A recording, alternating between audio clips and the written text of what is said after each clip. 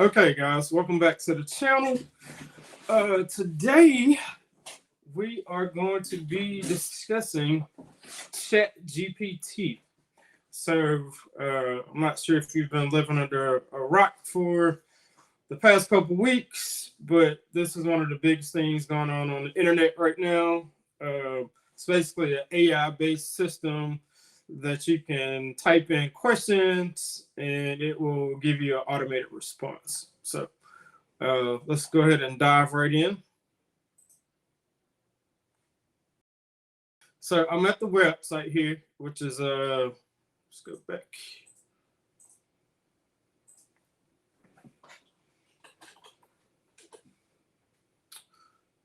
So it's openai.com, and this is the site. This gives you some basic background information about the models that are used to develop some of the answers. But let's go ahead and log in. Okay, so we're logged into the site, and this is basically the default of what the interface looks like. On the left here, you can start a new chat. You can determine what modes you want the display to look like. So we have a light mode, a dark mode. Switch that. There's a link to the OpenAI Discord, and then some updates and frequently asked questions. And then here, this just basically gives you some examples of what you can query with the OpenAI. So one thing I'm interested in is, if you've been following my channel for any length of time now, you know that I'm exploring AWS and everything there is to know about it, building things as I prepare for my solutions architect exam. So one thing that I'm interested in is, what does ChatGPT know about AWS? So let's start a new chat here. So I'm hit new chat. Okay. So I'm going to say, what is AWS? And then hit the enter key. Let's see what happens. And there we go.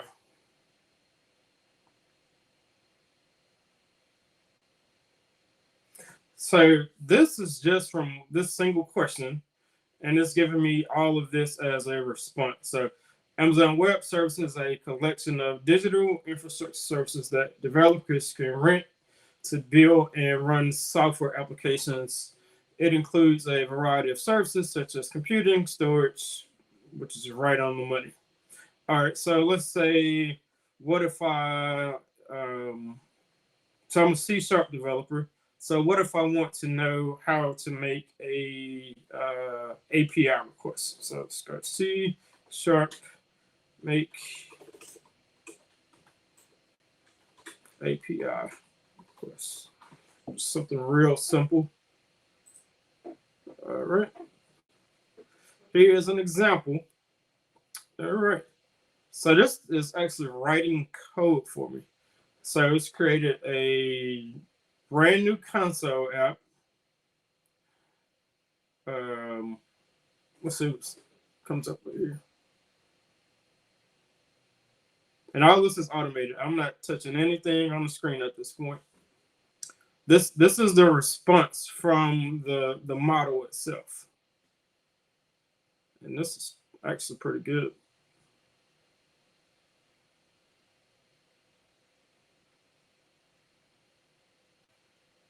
All right, let's see. The code creates a new HTTP web request and sets the request method to get. It then sends a request to get the response, which is read into a string. Finally, the response string is printed to the console. Note that this is just one way to make an API request using C#. There are other libraries and frameworks available that you can use to make API requests more easily. Okay, so this is just using native C# library. So this is my main method, setting up a couple variables here. So the endpoint name and 2 parameters, and then it's building the string. So building the full URL with the endpoint and the parameters. And then we have a new HTTP web request object. And so we're creating a web request and just adding passing the URL, which contains the endpoint and the two parameters. And then we're setting the request method type. So this could be a get or a put. And then send the request and get the response. So this is making a call, have a response variable set up here, and then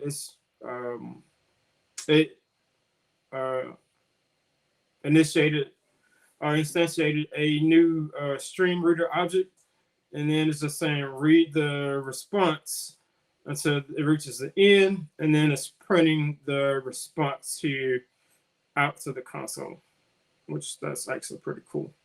So, just looking at this briefly, I can see many use cases for it. Not sure I would actually use this to write code or production level code. You could probably use this for spinning up a proof of concept real quick. So let's see if I want to do AWS Lamb. What's it? What is S3 in AWS? Just see how much this guy knows. All right. Amazon Simple Storage, Object Storage. Yep. Right on the money again.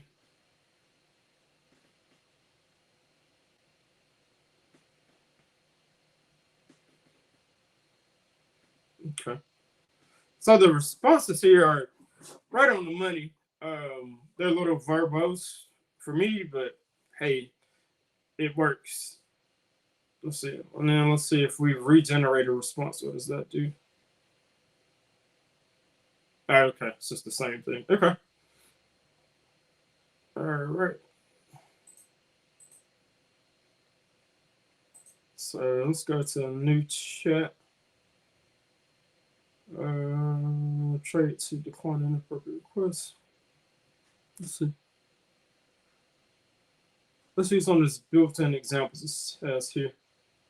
Explain quantum computing in simple terms. Okay. And there we go. Quantum computing is a new way of computing that uses property of quantum mechanics, which is the physics that describes how very small things behave, blah, blah, blah, blah, blah, blah. Okay. I mean, I think I'm sold on the idea of it. We'll see how this gets used across different industries. I think could be a good tool for content creators. You can use something to write a script. Let's see. Explain how the internet works.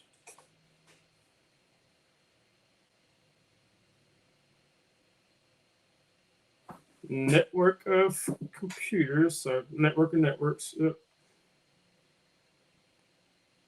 Very good detail here.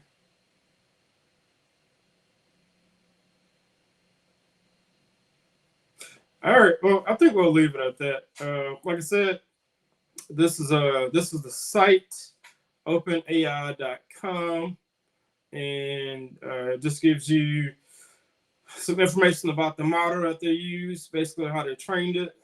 And then from here, you can go to try ChatGPT. Well, I'm already logged in, but let me log out. And now it's saying ChatGPT is at capacity. All right. I guess it means there's just a lot of users on this platform. Like I said, this is the site. And then this is just a link that I found on TechCrunch I was reading up earlier. So this is just telling us about there's now a good open source alternative to ChatGPT. So, but yeah, for what it's worth, tons of stuff out there now on this. You can read up on. Oh, feel free to read up and drop me a comment below if you have any questions or if this video was beneficial to you at all. Thanks.